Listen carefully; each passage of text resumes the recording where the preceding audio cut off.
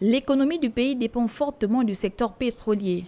Le brut a représenté 67% des exportations globales du Gabon en 2023. Classé quatrième producteur en Afrique subsaharienne, le pays abrite le sixième plus grand gisement de pétrole prouvé sur le continent avec environ 3,68 milliards de barils. La Chine reste le principal client du Gabon en 2023 pour le pétrole brut, précise le Nouveau Gabon, bien que d'autres pays tels que la Malaisie, Trivial et Tobago, l'Australie et l'Italie figurent également parmi les destinations d'exportation.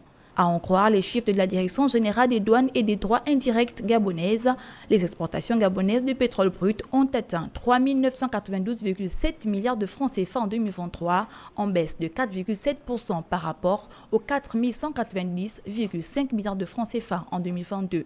Malgré cette baisse des exportations, la production pétrolière du Gabon a augmenté au cours de la même période. En 2023, le pays a produit plus de 11,1 millions de tonnes de pétrole, soit une hausse de 7,7% par rapport à l'année précédente.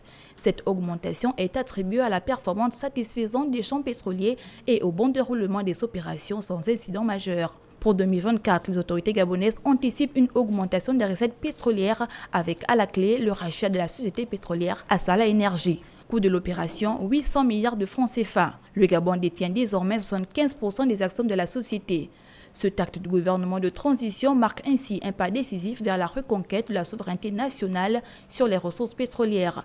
Le processus a d'ailleurs soulevé des éloges de la part de la population, des membres de la société civile et des acteurs politiques de tous bords. Le rachat d'Assala Energy permettra à l'État gabonais de contrôler 100% du capital de cet opérateur stratégique, deuxième producteur pétrolier du Gabon. Cela lui conférera une meilleure maîtrise de la chaîne de valeur du secteur pétrolier et permettra de maximiser les retombées économiques pour le pays, tout en garantissant une gestion transparente et responsable des ressources naturelles, comme l'avait si bien précisé le Conseil des ministres du 23 février dernier.